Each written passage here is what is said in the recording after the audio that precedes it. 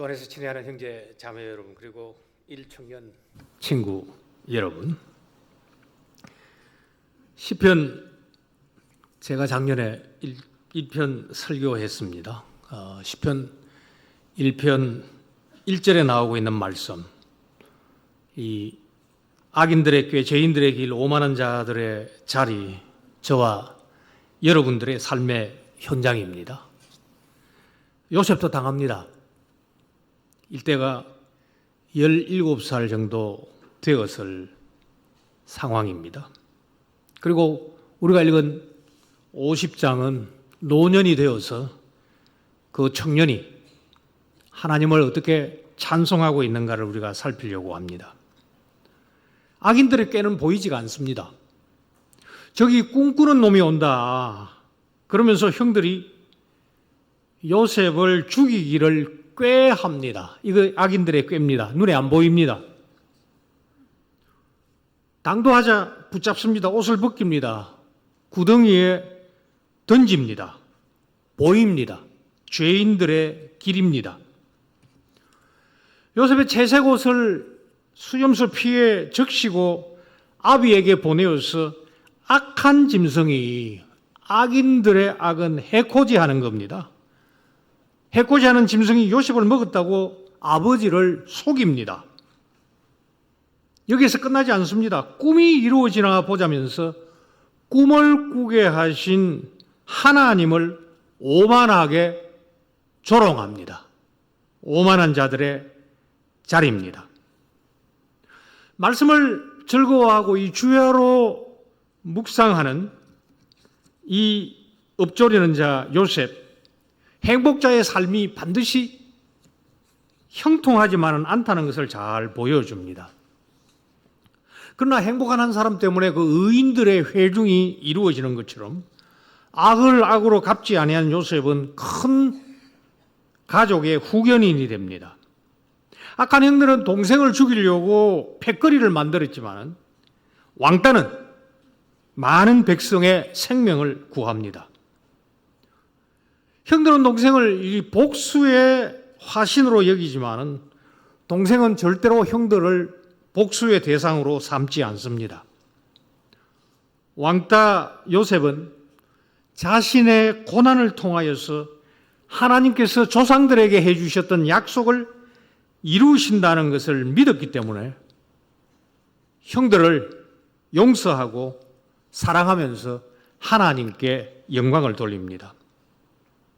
오늘 우리 젊은 친구들도 이 꿈을 꾸었던 요셉처럼 고난을 당하지만은 복수하지 않고 길을 인도하시는 하나님을 50장 20절의 말씀처럼 찬양하는 평생의 복된 길이 되기를 바랍니다. 우리의 고난을 통하여서 악을 선으로 바꾸시는 하나님을 뵙도록 하겠습니다. 형들은 첫째 보면은 하나님을 업신여깁니다. 자, 아버지가 죽었습니다. 자기들의 안전을 지켜주던 이 일종의 휴전선이 사라졌다는 것을 알고 완전히 불안한 모습을 보입니다. 15절에 보면은 이 요셉이 혹시 우리를 미워하여 라는 말이 나오는데 이게 49장 23절에 보면은 형들이 요셉을 학대하며 적개심을 가졌다라는 말로 번역하고 있는데 이 같은 말입니다. 형들이 요셉에게 적대심을 가졌으니 저놈도 틀림없이 우리를 미워할 거다, 적대심을 가질 거다, 그렇게 했습니다. 이게 인지상정입니다. 눈에는 눈, 이에는 입니다. 우리가 그에게 행한 모든 악을 다 갚지나 아니할까? 이게 원문을 보면 굉장히 강세어법입니다. 굉장히 불안한 모습을 보여주고 있습니다. 동생의 권세 막강합니다. 동생이 드디어 기회를 얻었다라는 거, 이거 보면 형들은 수십 년 동안 악몽에 사로잡혔다는 것을 볼 수 있습니다. 다시 시편 1편 1절이 나옵니다. 아비의 유언을 조작합니다. 꾀합니다. 동생을 팔대와처럼 머리를 맞대어서 꾀를 모읍니다.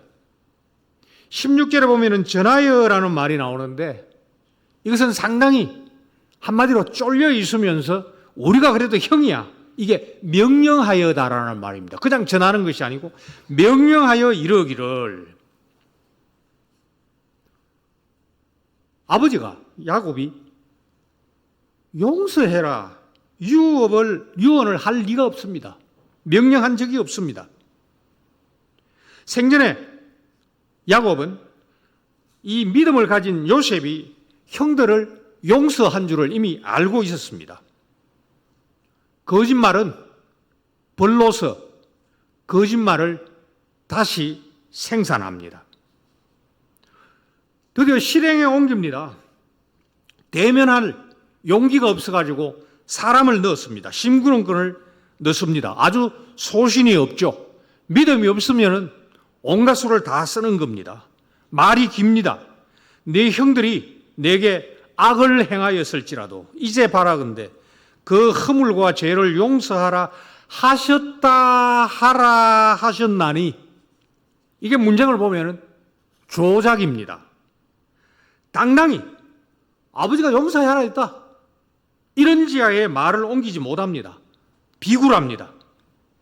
당신의, 아버지의, 하나님의, 종들의, 우리식으로 말하자면 사돈의 팔촌까지, 아비까지 팔아먹는 믿음이 없는 아주 오만한 모습입니다. 하나님을 팝니다. 하나님은 이런 분이 아니십니다. 동생이 울었다는 소식을 듣고 소스라치게 놀랍니다. 드디어 이놈이 울분을 터뜨렸구나. 이제 우리 죽은 모습이다. 직접 엎드립니다. 요셉의 꿈이 실현되는 순간입니다. 형들은 목숨을 부지하기 위하여서 비굴하게 동생을 나무라던 그 꿈을 생각할 여유도 없는 겁니다. 18절 보십시오. 이런지야 거두절미하고 우리는 당신의 종입니다. 아비도 사라지고 하나님도 사라지고 목숨이 경각인지라 많은 것 다 걷어내고 살려주십시오 하는 겁니다. 이런 것을 가르쳐서 우리가 현실적 무신론이라고 합니다. 입으로는 하나님을 얘기를 하지만 실제 있어가지고는 하나님을 부인하는 자들, 우리 모두에게 경고가 될 겁니다. 동생에게 악을 행할 때도 하나님 염두에 두지 않았습니다. 하나님이 우리 저 꿈꾸는 놈 우리 어떻게 하자고 할 때 하나님이 죽었습니까? 지금 아버지의 유언을 조작하고 직접 동생 앞에 엎드릴 때도 하나님은 없습니다. 철저히 자기들 중심입니다. 그 나이가 많은 노인들이 말입니다. 그러나 두 번째, 하나님 때문에 요셉은 믿음으로 형들을 용서할 수밖에 없습니다. 차이는 믿음입니다. 요셉이 울었습니다. 형들이 사색이 되어버렸습니다. 이제 드디어 보복심이 터졌구나. 아버지도 없는데. 사실은 이 형들의 믿음 없음을 보고 통탄하고 있습니다. 엎드려 있는 형들에게 간곡히 말합니다. 여기 간곡히라는 말은 아주 그 심장을 드러내라는 말입니다. 아주 진심을 토로합니다. 두려워 마소서. 내가 하나님을 대신하겠습니까? 비굴한 형들에게 요셉은 권세와 세도를 부리지 않습니다. 자기를 내세우지 않습니다. 내가 누구간데 하나님을 대신하겠습니까? 하나님을 증거합니다. 형들은 조작하기 위해서 하나님의 이름을 들먹거리고 팝니다. 그러나 요셉은 자기를 내세우지 않습니다. 내가 하나님을 대신하겠습니까? 성경에 딱 두 번 나옵니다. 그것도 창세기에 나옵니다. 50장이니까 50장 앞에 나오겠죠? 전에 누가 누구에게 이 얘기를 한지 아세요? 예, 누가 대답하시네요. 야곱이 보채는 라헬에게 했던 말입니다. 창세기 30장 20절에 보면 이 말씀이 나옵니다. 쉽게 말하자면은 이런 얘기 조금 그렇습니다만은, 내가 정자는 공급할 수 있지만은 내가 그것으로 태는 열 수 없다. 야, 이 믿음 없는 여인아, 내가 어떻게 하나님을 대신하겠느냐? 하나님께서 생명을 창조하시는데 내가 어떻게 하나님 자리를 찬탈할 수 있느냐? 아주 멋진 믿음의 호령입니다. 세월이 지나가니까 아마존 시대가 와요. 이 남자들이 줏대가 없고 힘이 빠져요. 우리 일청년 이 남자친구들은 이 줏대가 있대. 그냥 양반 가문의 그 헛줏대 말고 믿음으로 호통칠 수 있는 그런 줏대가 있으면 참 좋겠습니다. 그래서 라헬이 얻었던 아들이 요셉입니다. 형들은 이것을 다 잊을 수 있지만 요셉은 절대로 잊을 수가 없습니다. 내가 어찌 하나님을 대신하겠습니까? 형들은 요셉을 해코지하려 했습니다. 그런데 20절 한번 보십시오. 나는 그것을 선으로 바꿨다. 그렇게 얘기합니까? 누가 선으로 바꿨죠? 하나님인. 형들은 나를 해코지했으나 내가 아니고 하나님은 나에게 여러분들이 행했던 해코지를 선으로 바꾸어서 오늘과 같은 날이 있도록 했습니다.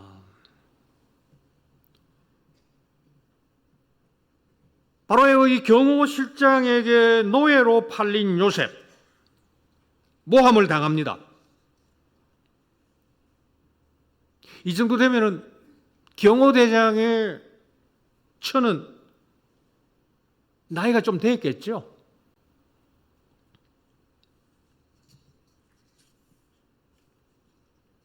저도 나이가 좀 많으니까요. 이 할마씨가 말해요. 그 39장을 보면은 팔려갔을 때 얼굴을 보니까 요셉의 얼굴이 준수하다 되어 있는데, 준수하다는 뜻은 뭐냐면은 얼굴에 홍조를 띠고 있는 겁니다. 노예로 팔린 자가 얼굴에 어떻게 홍조를 띱니까? 그것은 요셉의 믿음이 모든 것을 하나님의 인도하심으로 보고 감내하면서 나오고 있는 그 기쁨의 얼굴에 그 할마씨가 한마디로 반한 겁니다. 수충하긴 자기를 그 여인이 유혹할 때에 39장 9절에 내가 어찌 이 큰 악을 행하여 하나님께 죄를 짓겠습니까? 시편 1편에 악인들의 꾀가 나오고 죄인들의 길이 나옵니다. 악은 사람들에게 행하는 겁니다. 죄는 하나님께 범하는 겁니다.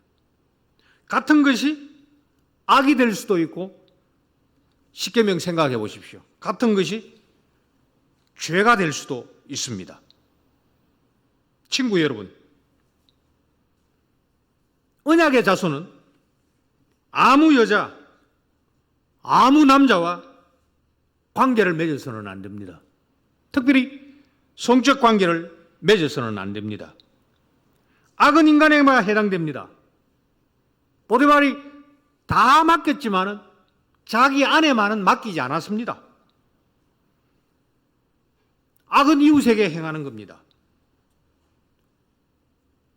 보디발의 아내의 유혹에 넘어가는 것, 그 여인에게 7계명을 범하는 악과 죄인, 범죄일 뿐만 아니라 보디발에게도 악을 행하는 겁니다.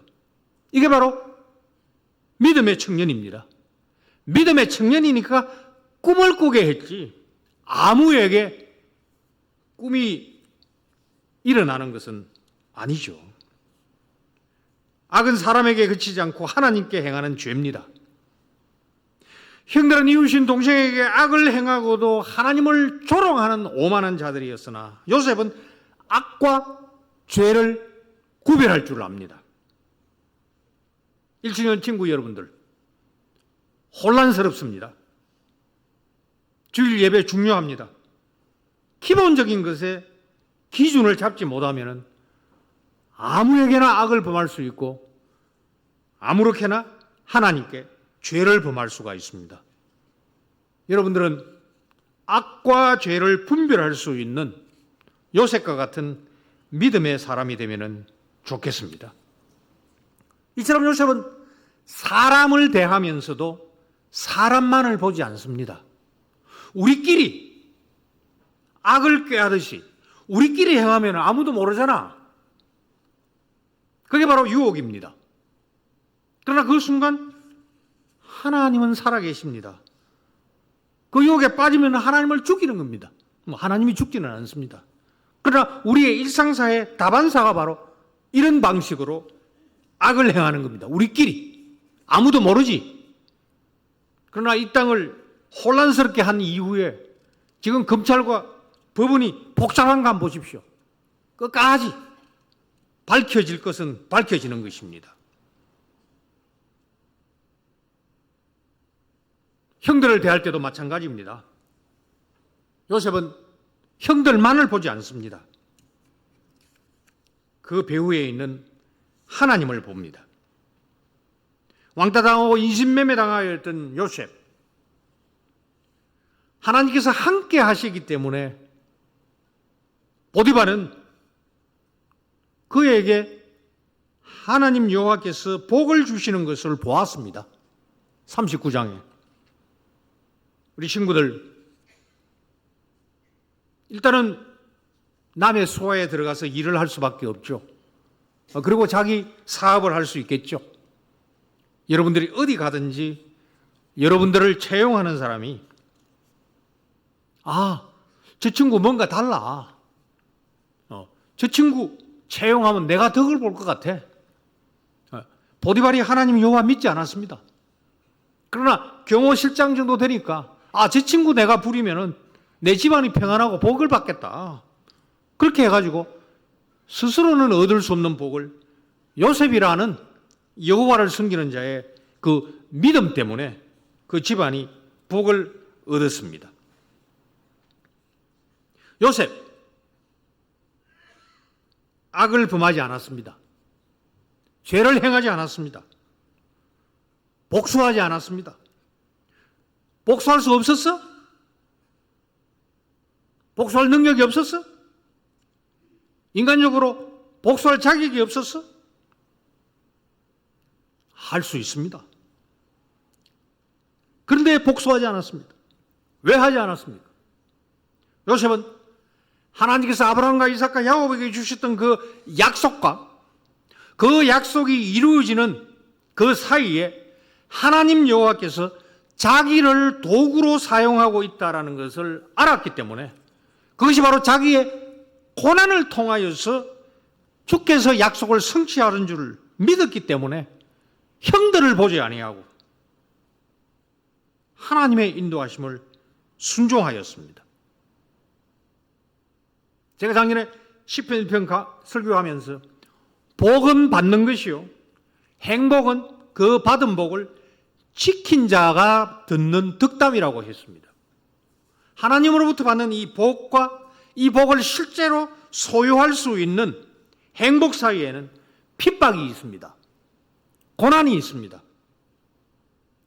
옛날에 예수 믿기 위하여서 주일날 일해야 되기 때문에 포기하면서까지 예수 믿던 시절이 있었습니다.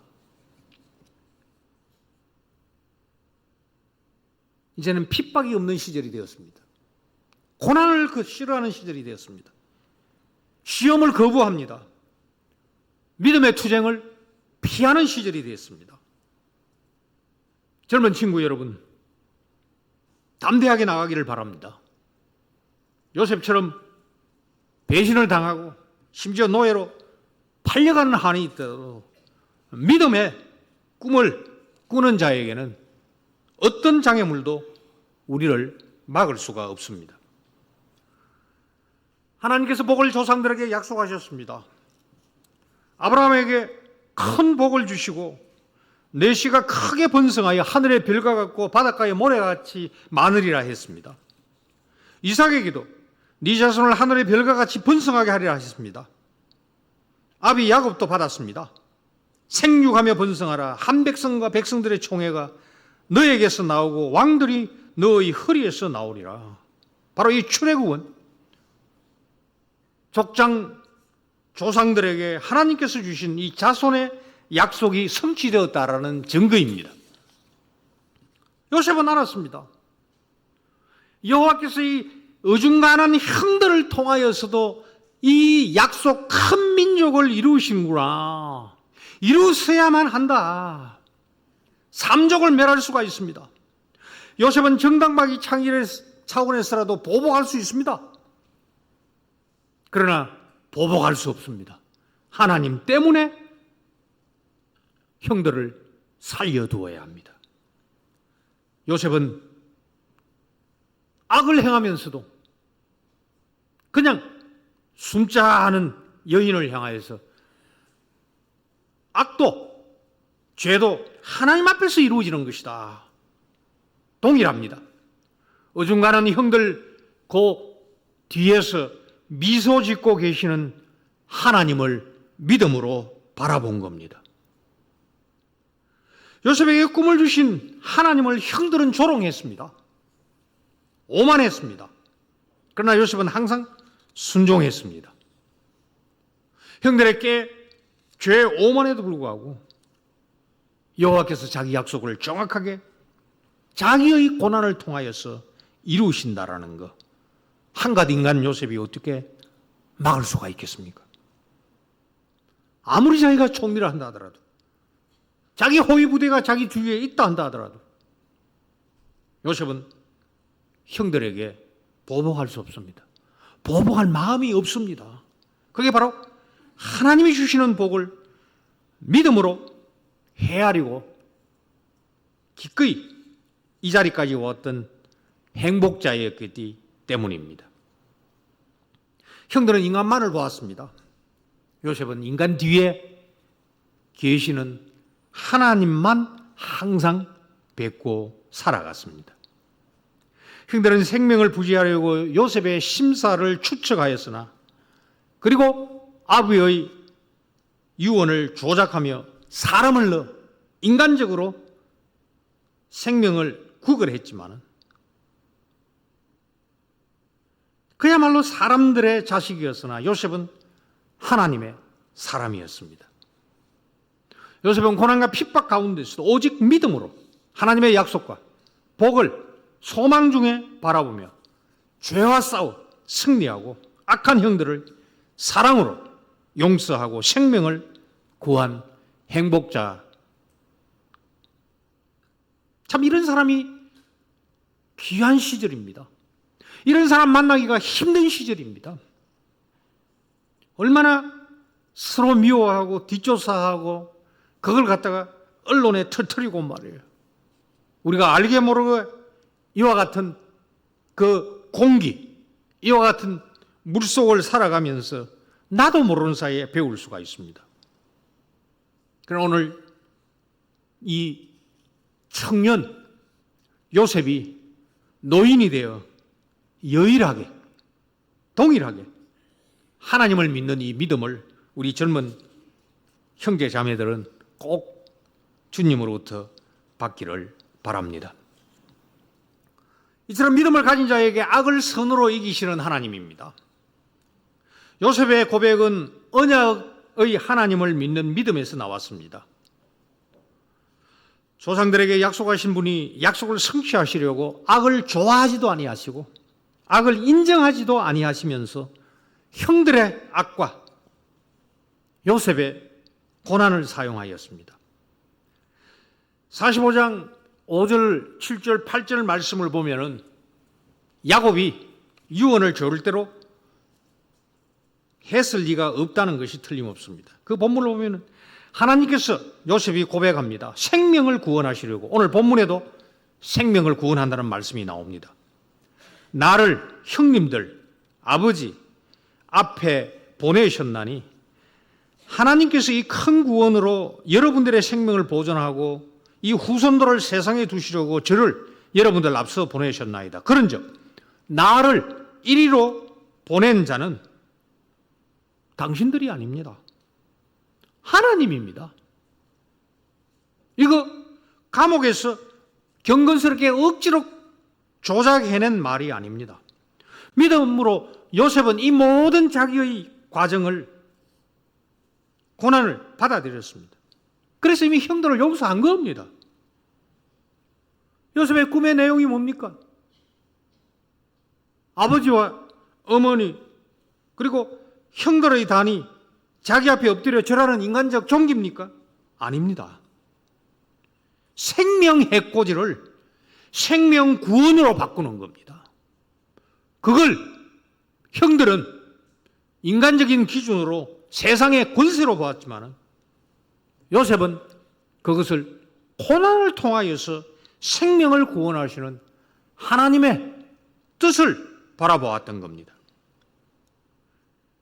생명 해코지를 생명 구원으로 바꾼 최고의 사건, 악을 선으로 바꾼 최대 사건, 바로 십자가입니다. 부활입니다. 이렇게 요셉은 스스로 알지 못하는 가운데서 메시아 예수님의 고난과 생명 구원을 예언합니다. 요셉은 이 최대의 사건을 이루신 예수님을 알지도 못하면서 믿는 믿음으로, 그리고 예수님 덕분에 형들의 악을 선으로 바꾸시는 하나님의 손에 붙잡혀 순종하면서 그들을 용서한 겁니다. 요셉은 결코 내가 용서한다 말하지 않았습니다. 성령님의 사역입니다. 믿음, 예수님을 믿게 하시는 성령 하나님의 사역입니다. 소망, 우리의 고난을 통하여 약속을 이루시는 하나님의 복을 깨닫고 행하도록 도와주시는 성령님의 사역입니다.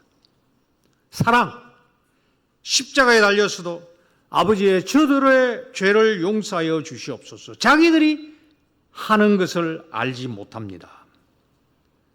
이렇게 강구하신 이 예수님을 닮아 순종하고 용서하게 하시는 성령님의 사역이 믿음, 소망, 사랑입니다. 교우 여러분, 그리고 친구 여러분, 시편 35편 11절 12절 우리 같이 한번 읽어보도록 하겠습니다. 이건 요셉의 지나간 얘기가 아닙니다. 예수 그리스도의 어떤 그런 왕따와 같은 고난만 해당되는 게 아닙니다. 예수님을 따라가는 성령님의 능력으로 살아가야 되는 우리 모두가 처해 있는 형편입니다. 같이 읽겠습니다. 시작. 불의한 정인들이 일어나 내가 알지 못하는 일로 내게 질문하며 내게 선을 악으로 갚아 나의 영혼을 외롭게 합니다. 이게 우리가 살아가는, 예배당문을 열고 나가면 바로 우리가 숨쉬고 살아가야 되는 그야말로 세상입니다. 우리가 선을 행하고 싶지만은 악으로 우리의 영혼을 괴롭히는 시절입니다. 요셉은 이 왕따의 서름을 믿음으로 잘 극복하였습니다. 시편 109편에도 나옵니다. 그들이 악한 입과 거짓된 입을 열어 나를 치며 속이는 혀로 내게 말합니다. 나는 사랑하나 그들은 도리어 나를 대적하니 나는 기도할 뿐입니다.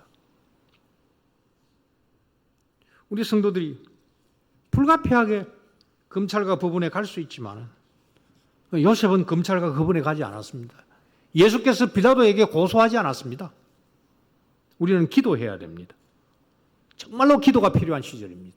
이 땅이 혼란합니다. 교회조차도 세상과 별반 다를 바가 없는 우리 젊은 친구들, 힘들지만은 주께서 요셉을 인도하셔서 자기 뜻을 이루은 것처럼 여러분들에게도 꿈을 꾸게 하시고 여러분들이 끝까지 악을 악으로 갚지 않고 선으로 악을 이길 수 있도록 삼위 하나님께서 여러분들을 인도하시기를 진심으로 기원합니다. 바로 가정에서 사랑을 배우고 교회에서 이 용서를 배운 자들만이 세상을 품을 수가 있습니다. 우리는 세상에서 배신과 모함을 피할 수 없습니다. 교회와 교인도 고난을 피하고 영광만 누리려고 합니다. 친구 여러분, 그럴 때에도 사람만을 보지 말고 사람 배후에 계신 아버지 하나님과 예수님과 성령님만을 늘 바라보시기를 바랍니다. 고린도서 8장 11절 12절에 나옵니다. 그러므로 내 지식으로 그 믿음이 약한 자가 멸망하나니 그는 그리스도께서 위하여 죽으신 형제라. 이같이 너희가 형제에게 죄를 지어 그 약한 양심을 상하게 하는 것이 곧 그리스도에게 죄를 짓는 것이라. 요셉은 그리스도가 누군지 예수님이 누군지 모릅니다. 그러나 요셉은 사람만을 보지 아니하고 하나님 여호와를 봤습니다. 우리 역시 사람이 우리에게 악을 행할 때에도 대받아치면 안 됩니다. 곧 그리스도께서 그를 위하여 죽으셨나니 그에게 복수하는 것은 그리스도에게 죄를 짓는 일입니다. 근데 우리 주위의 교회를 보십시오. 이 광주 지역의 교회를 한번 보십시오. 저는 이 지역을 잘 모릅니다만 들려오는 소문 보면은 교회가 소란합니다. 교회와 교회, 교인과 교인, 목사와 장로가 싸움질을 합니다. 이게 바로 실천적 무신론입니다. 우리 젊은 친구들은 이런 것은 본받지 말기를 바랍니다.